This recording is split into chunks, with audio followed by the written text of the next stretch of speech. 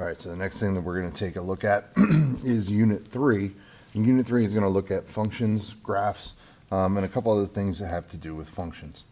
So we're going to start off first day is literally just what is a function and how do we define that. So our definition of a function is a relation in which each possible output leads to exactly one or each possible input rather leads to exactly one output value. We say that the output is a function of the input. So, you know, if we typically have it written like y equals f of x, y is a function of x, right? My input values were x, my output values are y, and each x must have a single unique output in y. Those y values are allowed to repeat, but x values cannot have two different y's. Okay? So the input values make up our domain, and the output value is going to make up our range. So again, domain and range, the domain is the set D of a function. It is the set of all possible input values or all allowable input values. Right? Sometimes we're going to have restricted domains where we have to exclude certain values because they don't work in the function because of taking square root of a negative or divided by 0 or something along those lines. Right? The range is the set E, and it is the set of all possible outputs. Okay? Every element y in E is the value of the function f at some value x. Okay, so every y value is the value of the function f at a specific x value. Okay, sometimes you'll hear it called the image of x under f or under the function f. Okay, we're not really going to use that terminology a whole lot, but it does pop up, and I wanted to at least go through that so if it comes up somewhere, it's not totally brand new, and you're not like, what in the world is this? So a function mapping, excuse me, we say that a function is a relation that maps each element of the domain to one and only one element in the range. So as you can see here, we have our domain on the left, everything's mapping into our range on the right. Each element, like look at A maps through the function f, and f of A is 2, right? F of B was 1, so on and so forth. The one thing we're not allowed to have is, again, some value where, say, A also mapped to 5, okay? I can't have two outputs from the same input value. It has to be unique. And if you think about that on a graph, if that were the case, right?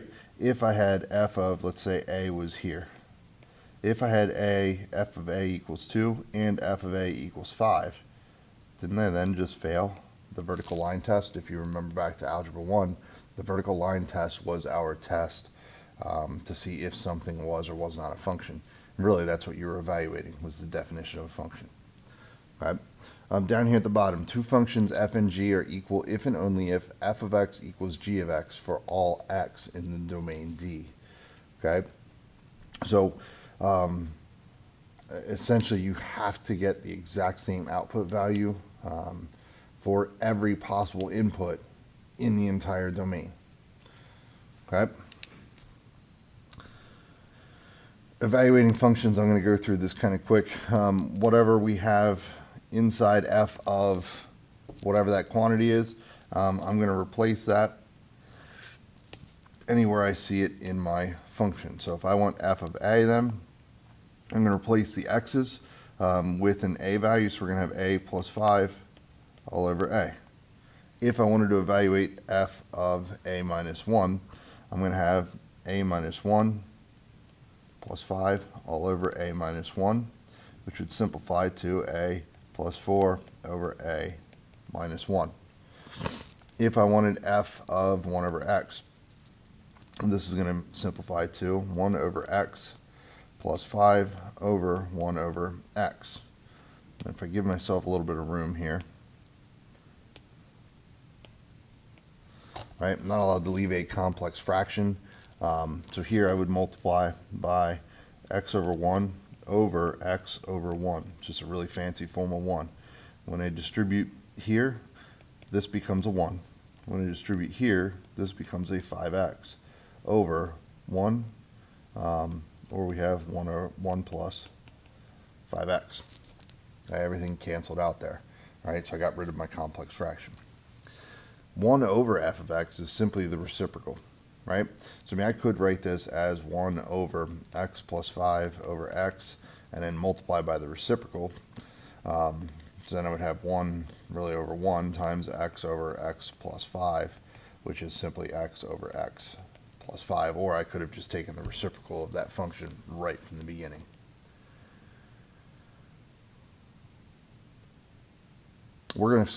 Let's do this one real quick. So assuming we have a function that is linear and we're given f of 2 equals -1 and f of -2 equals 5. I want to come up with a function f of x for this situation. Remember I said f of x equals y. So really this gave me the x and y values. Here I have 2, -1 and -2, 5, right? These were my inputs and these were my outputs. So first thing I want to do, linear function, I need to find slope. So we're going to have 5 minus -1 over -2 minus 2. So here we're going to have 6 over -4 or -3 halves. I'm going to substitute into point slope, which is y minus y1 equal to m times x minus x1. Doesn't matter which point I use, I'll use that first point. So here we're going to have y minus -1 or y plus 1 equals -3 halves times x minus 2. When I distribute, I'm going to have y plus 1 equals -3 halves x and plus 3. Right? And when I subtract that 1 on both sides, I'm going to get then, instead of y, I'm going to write it as f of x. So f of x equals -3 halves x plus 2. Evaluating functions. So the first thing it says here is determine the domain of g. What I really need to do is I need to look at my denominator and ask myself, is there any value of this denominator that is either going to cause a division by 0, that could cause a square root of a negative, anything like that. So what I can do is I can set that denominator not equal to 0 and attempt to solve it for x. If I get solutions, then I have to exclude those values. If I get imaginary solutions, then there are no real values that cause the problem, and I can essentially go on without a domain restriction. So if I could try to solve this, I have x squared equals -1, or x equals plus or minus square root of -1 or plus or minus I, right? So there are no restrictions. So my domain here then is going to be all reals. If I'm asked to evaluate g of -3, g of -3 is going to be 2 times -3 over -3 squared plus 1. Remember, you are squaring the entire quantity x, and that includes not only the 3, but also the negative. All right, so in my numerator, I'm going to have a -6 equals 9 plus 1, or -6 over 10, which is going to give me -3 fifths. So g of -3 is going to equal -3 fifths. All right, I could do the g of 1 over a again, similar to one we did before, where here we're going to have 2 times 1 over a over 1 over a quantity squared plus 1. When I simplify numerator, I'm going to have 2 over a over 1 over a squared plus 1. Again, I can't have values in my denominator, x values in my denominator. It's a complex compound fraction. So I need to multiply in this case by a squared over 1 over a squared over 1. When I do so, I'm going to end up with, in my numerator, 2a over, and in my denominator I'm going to have 1 plus a squared. Okay. Determining if y is a function of x. So the easiest way to do this, if you want to figure out if something is a function, especially if it's not already solved for y, or if it's not in a graphable form, solve the equation for y. All right. If in the process you get a plus or a minus, then you do not have a unique equation, because you have two different cases. You have a positive and a negative case for your outputs, and therefore you're going to fail the vertical line test. Okay. So here, if I try to solve for y in this equation, I would have 3y cubed equals x squared plus 4. If I divide by 3, x squared plus 4 over 3. And if I take cube root I do not need a plus or minus. This is a function. Okay, it's a function of, or y is a function of x. Okay. When I go to solve my second equation here, all right, so if I subtract over that 2x,